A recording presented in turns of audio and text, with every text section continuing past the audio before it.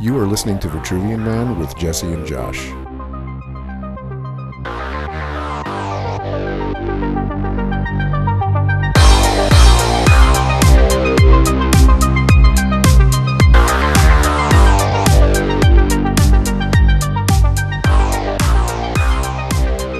Welcome back to Vitruvian Man. As usual, I'm joined by Manila Josh. Well, man, how's it going? Man, doing well. I went to a death metal festival this weekend. Oh, fuck, how was that? Well, it kind of was awesome. I kind of got to go backstage for Soylent Green. My friend kind of knows a lot of those New Orleans kind of heavy bands, and we were just hanging out with those guys backstage. Really nice dudes. And met this kid from China. And if you saw him, you'd just think metalhead. He's got the battle jacket on with all the patches. He's got the full accoutrement. And I started talking to him.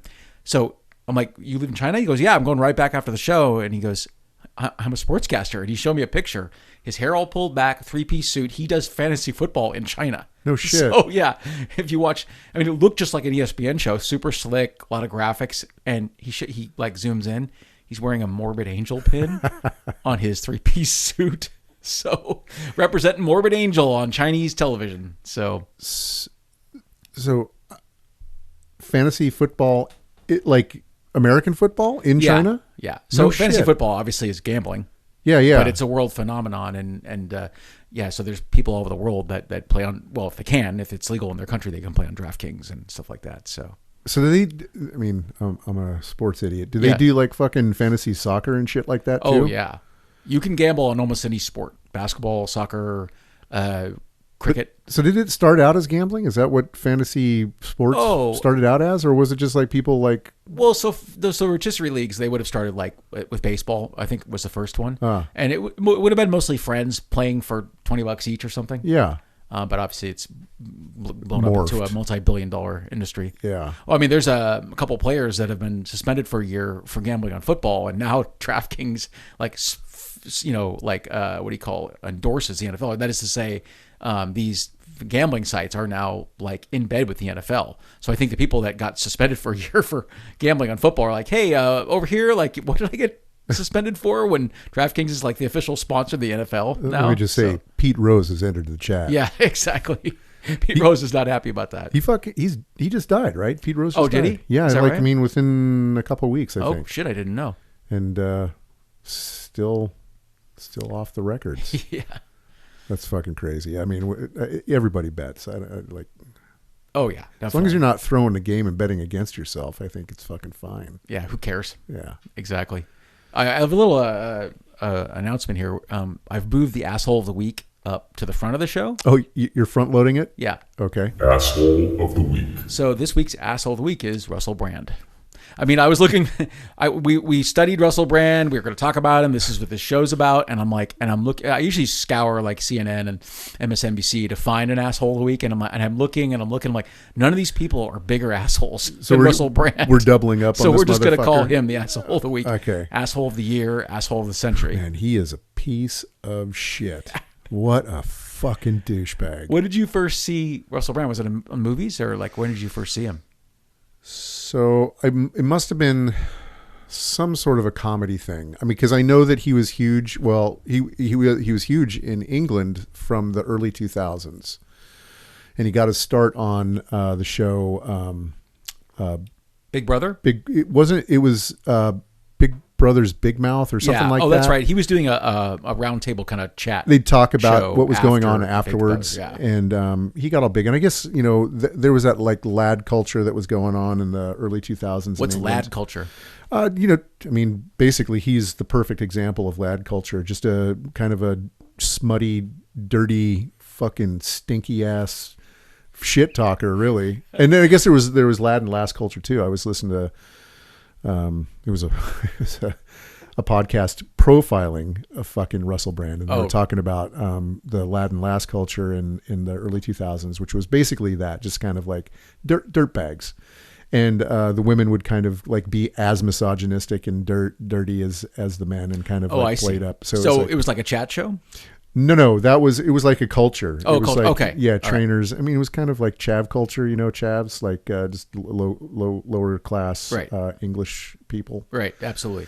So that I think that I first knew him probably God, I think I knew of him before Forgetting Sir Marshall, but that's definitely where he hit it big for me. Yeah.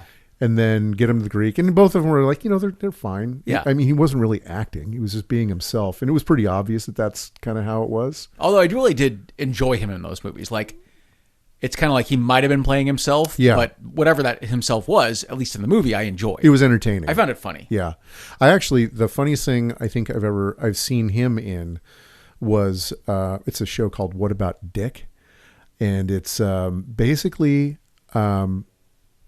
It's kind of like the guy on NPR, the Home Prairie Companion. Boy, Garrison Keillor. Yeah. So it was basically like a radio show, but done on stage, and it was recorded live, and they had they've videoed it, and it's a special on Netflix. And cool. It's totally fun. Tracy Ullman's in it. Oh, sweet. He's in it. The Monty Python. I don't think it's and Eric these actors, Idle. these characters are doing a radio play, right? Billy Connolly's on it. Oh, nice. Yeah. And so they have their script and are reading from the script, and he's in it, and he's perfectly cast for his bit. And I actually like that's the one thing that I can still watch with him in it. Yeah. And if you haven't seen it, you should totally check it out. Oh no, it sounds really good. I like Tracy Ullman. Yeah, dude, the whole thing is so good. And Billy Connolly, he's funny as well. So good. He's fucking. I won't tell you. But that's kind of where I remember him from, and then. Yeah, we talked about this a little bit. He would come on Bill Maher back when I could stand to watch Bill Maher, and I don't know. I guess this is before he kind of lost his mind a little bit. Like he seemed like a populist, like a decent chap. I guess he knew enough big words where I thought he was smart. Now I don't think so much anymore. Well, there was definitely a turning point. Yeah, what was that turning point? Let me grab some. Yeah, I have to grab some notes here. By the way, before you continue, since you're looking for your notes, did you ever see that controversy he was in at the Hugo Boss fashion show? Oh yeah. Now that impressed me. So he's gonna like present an award or something at the Hugo Boss show, and he said, "Didn't Hugo Boss design uniforms for the Nazis?"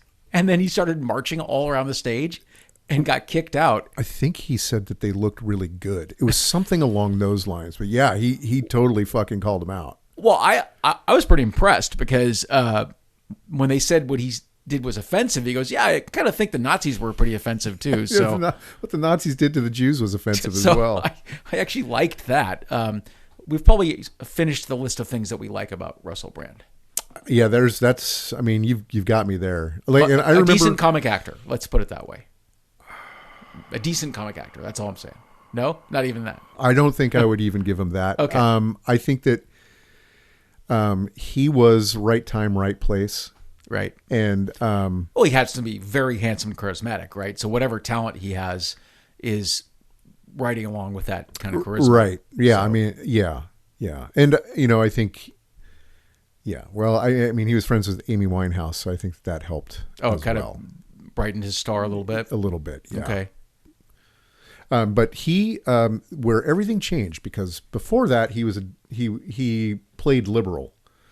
Before he played liberal, and he would talk about like, essentially he was anti-capitalist. He would, I mean, at least he would pretend these things. I don't think that he has any real beliefs. I think that he is completely amoral and he basically mercenary. He's completely mercenary. He really doesn't. What he wants is attention, and he'll do anything to get attention. And I think that that's. I mean, we'll get into it, but I think that that's how he's stayed relevant all this time.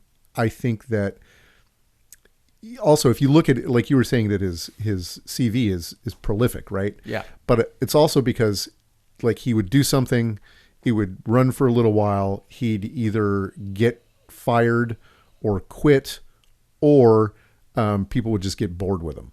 And that's kind of how it went along. People would end up just kind of getting bored with his shtick, and then he'd go on to something else and play it up. And the point that he became conservative, and this is like very specific date. Yeah.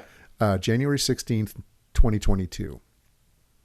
And it was the COVID skeptic shit that he started jumping on, and his hits went way up. Hugely. Yeah, it went from 10 times larger. His audience got gigantic when he started espousing bullshit about the vaccines. And him staying relevant, and ivermectin and all that stuff. And it was before that, it was like he would talk, he would have these conservative talking points, once every 10 shows or something like that. And there was a guy that actually was like, this is so fucking crazy. I need to study him before and after. And this is what he came up with. Oh, okay. He came up with that as a turning point. That was a turning point. And after that, between 8 and 10 shows out of 10 shows were conservative talking points. It was like that. So real quick then, if he's kind of mercenary, and I think we can agree that he is, so it was pure grift. Like, he realized how much money he could make on this. Well, yeah, he's worth like $20 million. Right. So he's not hurting for money. No. He's a narcissist and he needs attention. Sure. I think the money comes with it, but the attention is the whole thing. Although, he got demonetized on YouTube, so he fucking pushes people to his Rumble channel. And so he's prolific. He puts out, I think it's one a day, and they're hours long. It's amazing how much fucking shit this asshole puts out. Yeah. Let's go back a little bit, just because we didn't really do that. He was born in 1975 in Essex. His parents separated when he was 6 months old, and he was raised by his mother. When he was 8, his mother was diagnosed with uterine cancer, and then breast cancer 1 year later. And then he lived with relatives when she was in the hospital and stuff. He developed bulimia at 14, apparently. Did you read about his stuff with his dad? Did you read that he would frequent prostitutes with his father when he was 15 years old? What I read was that he went to Thailand with his dad, and his dad took him to a hooker. Yes. Yeah. So obviously experimented with LSD and amphetamines and all kinds of stuff. Heroin, became a heroin addict. Crack and heroin. Yeah, the big ones. He likes the good stuff. Yeah. So there was stuff that I couldn't even find. So I watched, for example, a YouTube video where the guy was kind of going over his career, and he said that Russell Brand was a postal worker, would steal money from the envelopes to pay for heroin. I didn't read that. That's okay. A good one. Nice. I should fact check that one, but apparently, and it's a federal crime. But apparently, he was looking for envelopes for cash. So it's English. Is that a? I don't know. But just wow, this guy has so many insane stories about him. Yeah. Did you see he received death threats following his appearance on MTV? Which one was it? He did the MTV Music Awards, or it doesn't say music; it just says MTV Awards. But he referred to George Bush as a retarded cowboy, and he mocked the Jonas Brothers about their promise rings. So that got a chuckle out of me, I have to say. Yeah. He received death threats, and he goes, the thing is, like, if you want to kill somebody, maybe you shouldn't warn them that you're about to kill them. Right. That's the thing about death threats. They're not, most of the time they're not actually death threats. They're just fear indulgences. So, there's a huge career. I didn't write it all down. Who cares, right? He's on TV a lot. He's on radio a lot. He's in some movies. He's in Arthur, a complete bomb. Which, you know what? I can't believe they remade that. I think he's probably the best person to remake it with. But do you remember that movie from the 80s? I saw it as a kid. I don't really remember it. Yeah. I know it's more. They'll remake anything. They don't care about that. They don't give a fuck, yeah.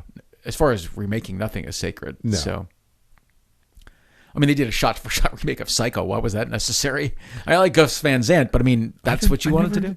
I never understood that. The only thing it got Vince Vaughn's ass on film. I think that was the main driver for it. Right. But that sounds like a interesting film school, like, let's say, exercise.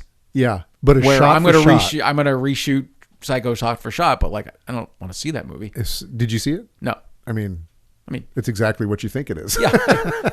I'm not saying it's even good or bad. I just said why. No, why was that made? I love Gus Van Sant. Oh, yeah. No, me too. Drugstore Cowboy. Oh, one of my favorites. Fucking, the only thing that actually, My Own Private Idaho, that was the only movie, and I still say this, even though I like Keanu as a person, The only movie that he actually stretched out and seemed like he was acting in. But I think that was also because he was acting with River Phoenix. Yeah, I don't think a lot of his movies he's not really asked to act. No. Right? He's playing Keanu. Yeah, exactly. And which, fine.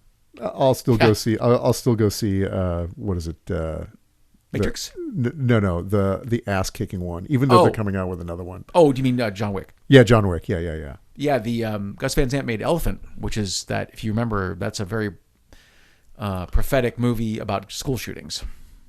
Oh. So I believe it's called Elephant, and it's basically life, the kind of inside the head of a kid who commits a school shooting. So pretty controversial, obviously, but an incredible movie by all means.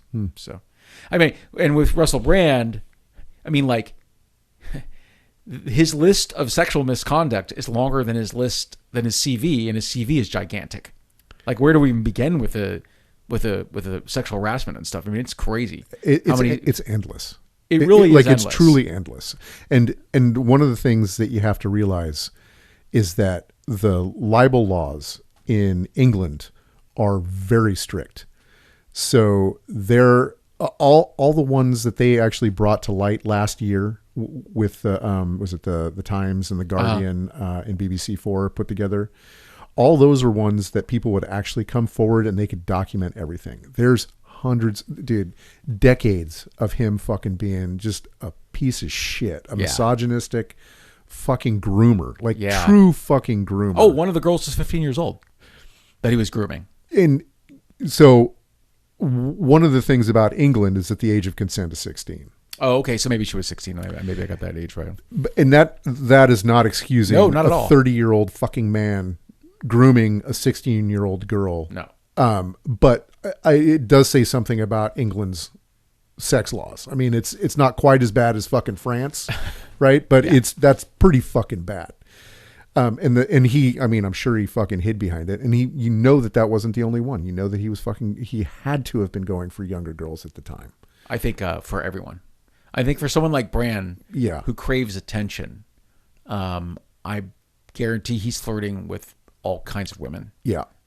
Women much older than him, right? Because, I mean, he's seeking that attention from anybody. God, when he did Forgetting Sarah Marshall, Kristen Bell came out and said, I had to fucking draw the line. I had to tell him, do not fucking touch me.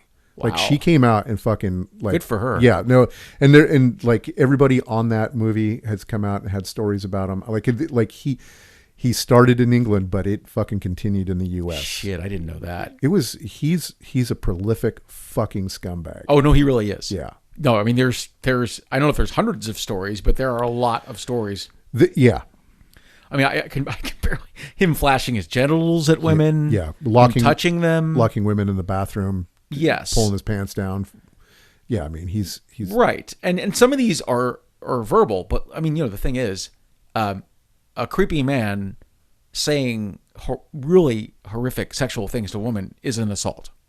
Yeah, it is. It's an assault. I don't give a shit if it's physical or not. Right. You know, if you're saying creepy, sexual, graphic things to a woman, that's a form of assault. If you're being a fucking scumbag, you're being a fucking scumbag. And he is just a monumental scumbag. And can we just say, I just want to interject here, and this really has nothing to do with anything. He looks like he smells like a fucking hippie. Patchouli. Just stink, dude. He hasn't fucking seen the inside of a deodorant fucking can fucking ever, dude. Just stinky fuck that hair. God, just dick punch this fucking smelly hippie. That's our ad hominem comment for the week. You smell. So, God damn. I don't mind saying nasty things about a nasty person. No, I do not at all. And he seems like an awful, terrible person. Yeah, and the aside, I mean, do you have any more assault things that you want to throw in there? He while filming a program with Brand, Catherine Ryan reportedly made remarks to Brand indicating that he was a sexual predator. These remarks were not broadcast, but I mean, right? They cut a lot of that out, right? Because he was a moneymaker. Yeah, I mean, fucking Danny Minogue said he won't take no for an answer. Yeah, she said that he harassed her after she appeared on his TV show. She described him as a bit of vile predator, saying that I certainly don't think he's cured his sex addiction. Right. He wouldn't take no for an answer. And throughout the whole interview, he kept making shocking remarks that I can't even repeat. Yeah. So constantly on the move, constantly on the make, harassing any woman that comes into contact. Anybody that he could.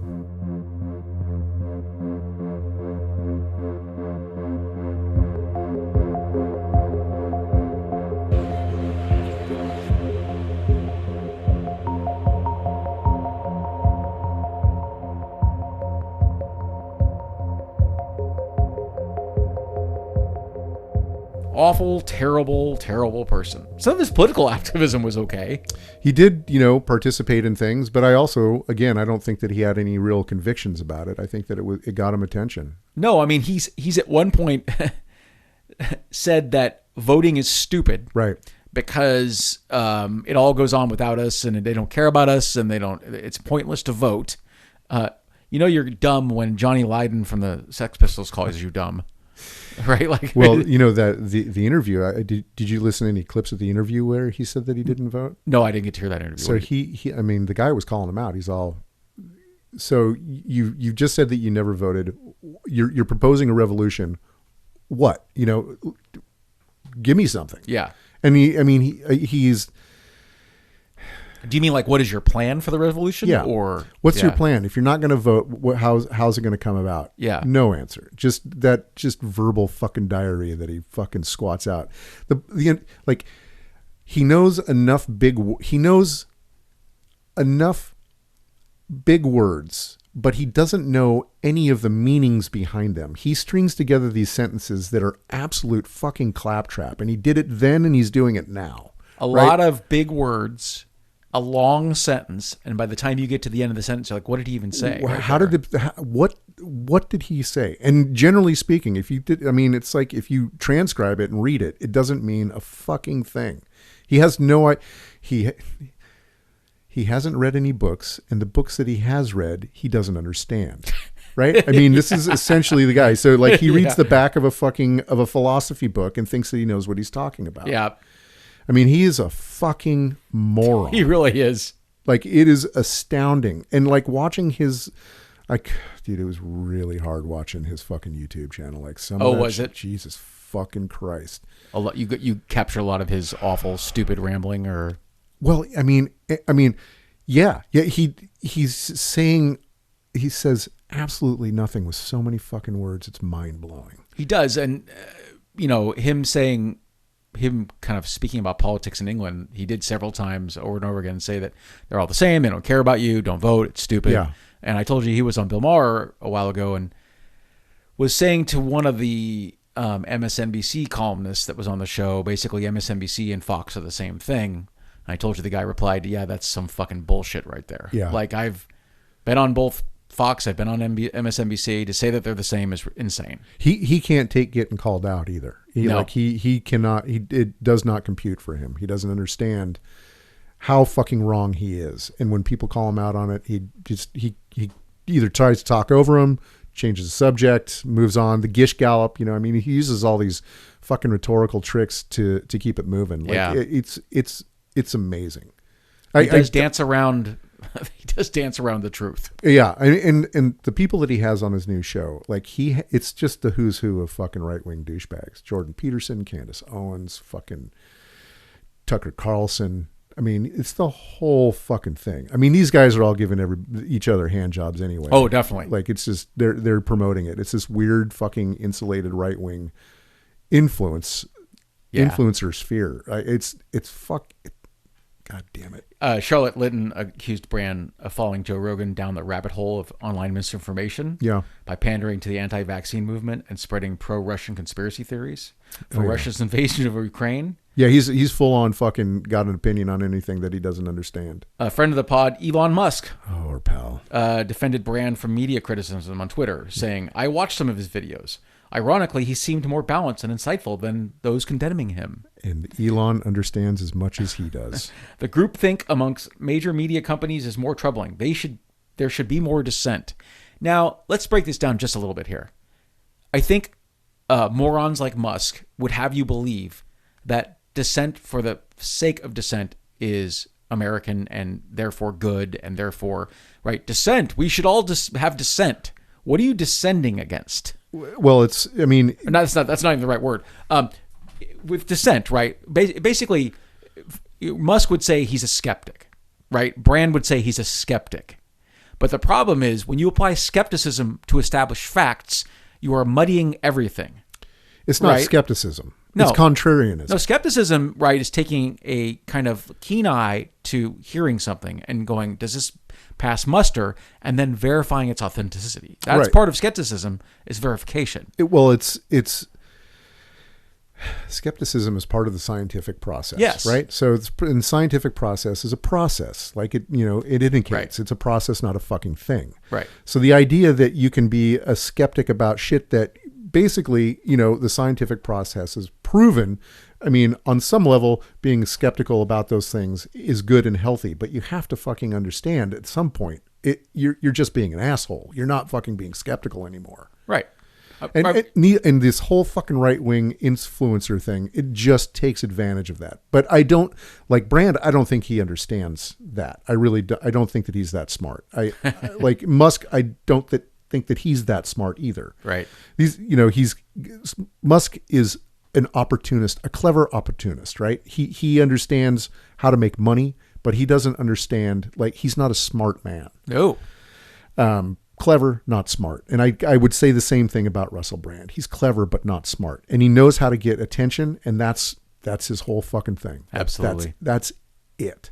Yeah. I think these guys, there are people who will hear something and they will doubt its veracity. And it's like, okay, sure, but did you look it up? I mean, like, right. If you doubt something being a fact, if you don't look it up, then you haven't proven anything. You haven't done anything. That's not what a skeptic is. Yeah. I know that, like, I will question pretty much everything that comes at me. Sure. Right. I mean, and I'll look it up too. Like, I want to know if it's real. But then I'll try and figure out and try and source it. And you have to look at where the source is coming from. These assholes, they look for confirmation. They don't look for facts. Right. So confirmation bias. I mean, it's even worse than that, right? Because they're actually looking for confirmation. They're not like deciding that this is true because it is confirmation. They look for confirmation. I mean, bias is when you're looking at different sources and one says, well, you're right. And then you're like, okay, that's the one I'm going to go with. Yeah. Right. But these guys actually are like, what of these is actually going to prove my point? That's true. I mean, if you remember Musk, when he was talking about the vaccine, would say things like children can't get COVID. And it's like, if you're proclaiming something medical and you're not a doctor, that just proves you're an idiot. Yeah, just shut the fuck up. And you're saying, you're not saying it years after the vaccine. You're saying before the vaccine's even available. Right. It's like, you're talking shit about medicine when you don't know anything about it. These fucking assholes and ivermectin and all this. I just don't. Yeah. Oh, God. Yeah. Yeah. And, the thing is, the idea. So obviously, a lot of this, including what Trump does, is tied into the distrust of government and breaking down systems of government. And basically, the way you allow Russian influence is to discredit our own government. Right? Our government should not be giving out vaccines. That's illegal and immoral, and it's this and it's that. Our government puts chlorine in the water. Why? Because it's for the public good. Our government makes you wear a seatbelt. Why? Because it's for the public good. Our government, produced a vaccine and recommended everyone get it because it's for the public good. But it's, with these morons like Trump and Musk, it's all about the disintegration of systems and governments, right? It's all about the undermining of government. See, I wouldn't give Trump that much credit. I don't think that I think he's a fucking moron. He is. But the assholes behind him, they understand that. Sure. Mitch McConnell, fucking JD Vance, Peter Thiel, fucking all these people that fucking pumped all this money into this bullshit. Yeah. They know what's going on. I'm going to go on a fucking tangent here. Please do. I think that, if you're looking, have you seen any of the footage of Trump's fucking rallies recently? Yeah. Like he's losing his fucking mind. It's getting more worse, than normal. Worse by the day. It is worse by the day. Yeah. This is not an original thought to me, but I believe the idea that if he gets in, they'll 25th Amendment him within a month, and get him out. And JD They- Vance. JD Vance, the Republican Party, all the people that are behind him right now, Trump, Yeah. they will get rid of him with the 25th Amendment and install Vance as president almost immediately. You'll have to remind me what the 25th Amendment says. That's kicking the president out because he has mental issues, or is too sick. He's getting not So they'll use Fucky McFuckface as to get a in. puppet because they to know institute the plan that they want. because they can't get anybody else in there, right? It's impossible. They haven't done it legitimately since fucking Reagan, probably. I mean, Jesus Christ, maybe HW. Are you? They haven't done what? They haven't got a president in That could further their agenda? No, legitimately, they haven't gotten a Republican see. president in I there see. without either Cheating. Yeah. cheating or straight up stealing it. Yeah. Most losing the popular but still getting the electoral. Yeah. I think Reagan really was the last one that really fucking Legitimately won an election. Didn't Won George it. Sr.? I don't think there was any controversy about that. He might have. I don't know. I mean, but that would assume there wasn't such a thing as gerrymandering and things like that, though. Right. So, I mean, the GOP has been fixing voting for 50 years now. For years, yeah. They've been chipping away at voter rights. So, Anyway, back to that was a total tangent. yeah, it's okay. Back to Works this for me. piece of shit. Back to this asshole. Did you read a little about his personal life? He was married to Katy Perry, as we all know. I'd like to hear from her. Seriously, I'd like to hear what she has to say about it. Yeah. He filed for divorce, citing irreconcilable differences. Did you see how he told her they were getting divorced? A text message? Yeah.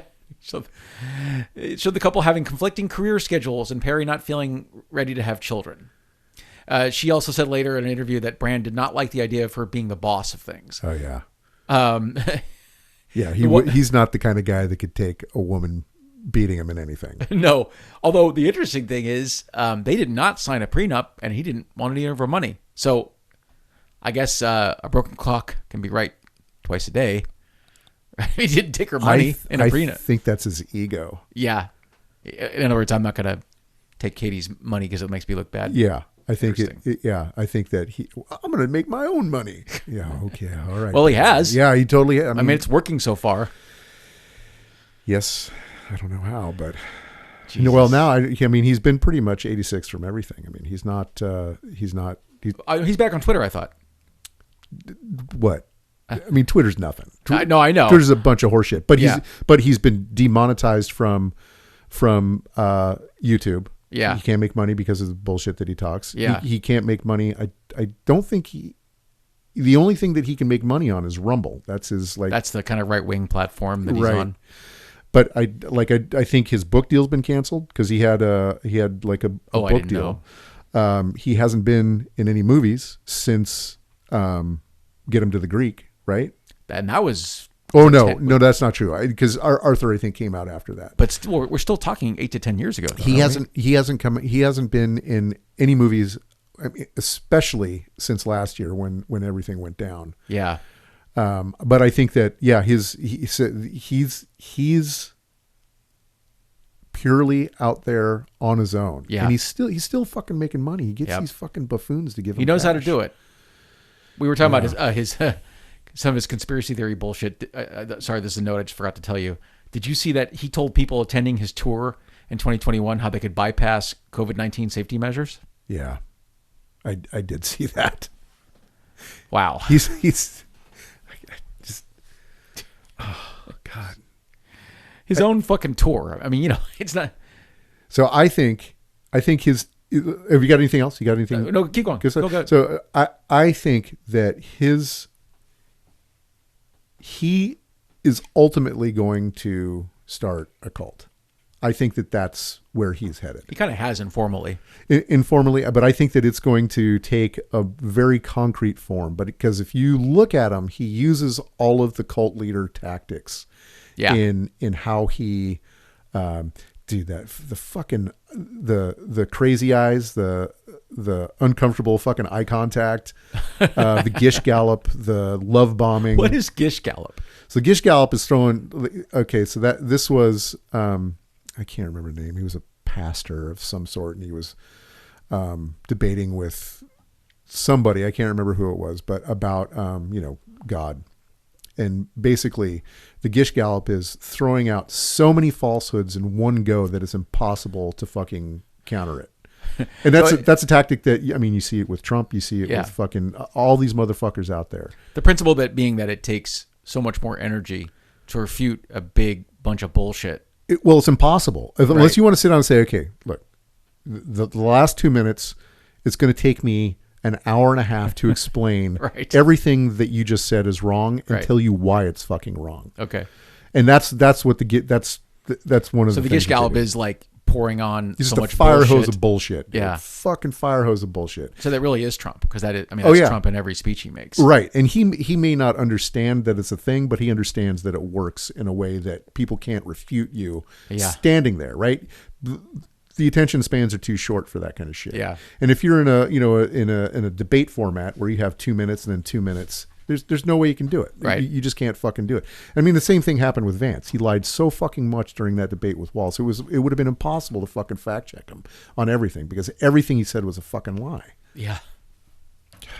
Here's the wife gave me this one today, and I was really appreciative. I want to hear this. Yeah.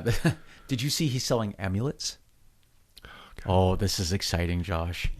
Russell Brand, remade as a right-wing Christian influencer, is now selling a magical amulet that protects you from Wi-Fi signals this motherfucker. and other evil energies. Only $240 a piece. $240. Wi-Fi signals. 5G, man, it's killing us. These motherfuckers. Like, Damn it. God damn it, dude. This is our population. This is our country. People that vote for Trump and think that magical amulets are going to prevent you from getting, cancer from Wi-Fi? Is that what we're talking about? Cancer? Who knows? Like, they never really explain it. No. Now, there was a thing years ago about cell phones with cancer. I mean, and, EMFs is a problem. I mean, large magnetic fields, right, and constant exposure to that can be a problem. But I don't think anyone's saying that cell phones put enough EMFs to actually cause you any harm. So I mean, we've had fucking 30 years of experiments. Yeah. Right? So that we would all have brain cancer We'd all right have now fucking because brain cancer. literally everyone has a cell phone. Yeah. I mean, it's ridiculous. Yeah. All right. So let's see here. Conspiracy theorist, rapist, sexual harasser, narcissist. Do we miss anything? Cult leader. Yeah, he's converted to Catholicism. Now you and I saw, you sent me a picture the other day of him being baptized. Or no, he was baptizing someone else. Fuck, dude, it gets me. Oh, God. Fine, whatever. You convert, fine. Uh-huh. But there are certain rules revolving around the conversion, right? Sure. That you have to play by. Uh-huh. One of them is that only priests can baptize you, and he's out there fucking dunking people in the water. Okay. Now I don't think I got that when you sent it, dude. He's. It didn't occur to me he wasn't with a priest. He's out there. He's baptizing. So people. that furthers your point that he's going to become a cult leader. Yo, absolutely. He's a fucking lunatic. And he said something along the lines of like, well, I know this isn't probably legit. I'm not supposed to be doing this, but the disciples did it on day one. So, here I am. Yeah. Fucking in his tidy whities, dude. I want to fucking dick punch this motherfucker. I mean, I don't think it's really controversial to say that he considers himself a deity. He kind of does. He definitely consider himself closer a great to God, man, right? He considers himself closer to God than other people, yes, for sure. 100%. Somebody who can talk about enlightenment, a religion that he just joined in an insightful manner. Well, he would have said that he's been a spiritual being for his entire life, right? That's what he would say. Well, I mean, he used to say he was a Buddhist. Like originally, he was Eastern religion, and that was. I mean, he's always been kind of spiritual on some level. Like that's kind of been his thing, and especially since he got clean. Although I have doubts about how clean he is now. Oh, really? Just because he seems like he's fucking cranked out of his goddamn mind. He sure does. Yeah. But since he got sober, he definitely did the AA and the 12-step program, and he looked to the higher being and all that stuff. So he It was variations of a higher being. One of them, I mean, if you look at him, he's got tattoos of Ganesh. He's said that he was a Buddhist in the past, and this conversion last year, weirdly, right around the time that the accusations were coming out in the in the mainstream media. He has this conversion to Catholicism, and so now he's forgiven. All what do forgiven. Buddhists think about sexual harassment? I wonder what Buddhists think about that. Don't fucking do it. Yeah. I mean, like, that's not something you do. Although you have to, I'll clarify that by saying that there are a lot of fucking Buddhists, not just white people, that have used their position as Buddhist leaders to take advantage of their followers. Of course, generally men and women. I mean, isn't that what Malcolm X got in a fight with about the Elijah Muhammad? I mean, Malcolm X was exposing Elijah Muhammad as a person who was serially cheating on his wife. Well, yeah, but that's Islam, so that's its no. own But I'm thing. saying, name a religion that doesn't have a hypocrite. Sure, right? Sure, they all sure. do. Yeah, I mean, God, yes, yeah. Yeah. So, Russell Brand. Wow, what can you say? Yeah, not a fan. Not a fan. Didn't enjoy this at all. This was your idea too. Yeah. Thanks. What were you thinking? You're welcome. Yeah, thanks a lot, Josh. It was not fun doing that research. No, dude. I would try to watch him, and he's just a fucking rambling lunatic. And the fact that like all these like ultra right wingers, Candace fucking Owens, fucking Tucker, goddamn Carlson, Posobiec, like, I mean, the whole Jordan Peterson, all these people are like taking him seriously. And yeah. I like, that's just insane to me that they're just like, well, you're spouting the spout. Let's fucking get you on. Yeah. Let's do the thing. We're going to, everybody get around. We'll all fucking hand job each other and get the fucking word Jordan out. Peterson is just another pseudo-intellectual. So I think it doesn't take much for one pseudo-intellectual to look at another one and go, oh, that guy knows what he's talking about. I mean, they're all pseudo-intellectuals. None of them have a real fucking, a real moral compass. These are all people that are either morally confused or bad people. These are not serious people, They are Josh. not serious motherfuckers. They are not. God fucking yeah, damn it. Not a fan. What else can I say? Got anything else? Nope, I got some quotes, though. Are they from Russell Brand? No, thank God. These quotes will cleanse your palate from all things Russell Brand. I would love to hear one of us read out a Russell Brand quote. Fuck that. Dude, I was watching, I watched one of his videos, and in mid-sentence, I turned it off and I said, please shut the fuck up.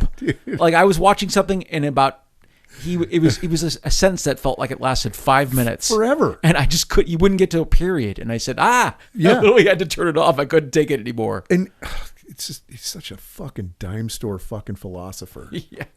In honor of Brand, here's an Edith Sitwell quote. Edith Sitwell said, I am patient with stupidity, but not with those who are proud of it. Who's Edith Sitwell? Author, I think. Sorry. Okay. That one I had that quote saved, but I forgot to look it up. Who the hell Edith Sitwell is. Sorry, Edith. I think she's an author. But Stephen Fry, we did him last week. Here's another one. The short answer to that is no. The long answer is fuck no. I thought that was amazing. I love that guy.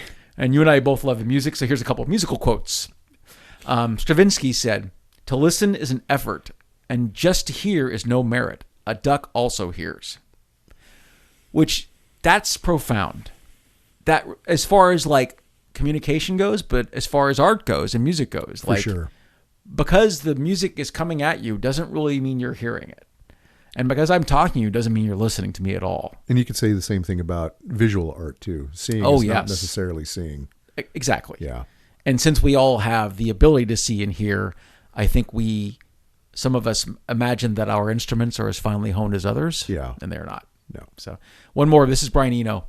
Great thinker, but also obviously a great producer and musician. This is one of my favorite quotes of all time.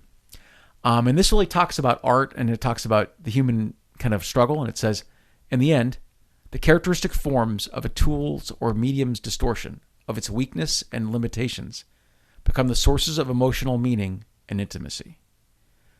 So if you relate that, for example, to music, modern music is so pristinely produced and so perfect and auto-tune and just every note in the right place. Not, just to contrast that, you said you were rewatching Cheers the other day, and there's a decay at the end of Cheers, and it's definitely warbling out of tune.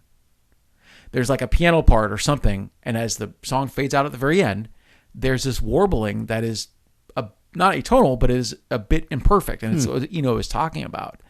Kind of what I think one of the reasons people long for the old days when it comes to music, and maybe they can't necessarily articulate this, is that these imperfections, these flaws, are the things that endear us to the art. Yeah, no, I mean, if it's, it feels like it's the same thing as the Persian rug weavers. Oh, did they purposely put flaws in there, or did they? Only God can make the perfection. Only God Nice. can make perfection. So they would incorporate flaws into their carpets. That's cool. Yeah. That's really cool. And you go see a punk band and guitar player fucks up and misses a chord. I'm not, to me, that's like, he's human. He made a mistake. That makes me like him more, not less, So. Right. Yeah, no, I totally agree. Flaws within art are part of the art. They're not in spite of the art. Exactly. I don't know if I'm saying that right, but that's, yeah. Sounds right to me. All right. Should we toast to bad dads? Here's to bad dads and all they teach us. All right, brother. See you next week. All right, man. Rock on. You have been listening to The Trivium Man. If you'd like to get a hold of us, you can either call us at 415-484-8841 or send us an email at thetriviumpod@gmail.com.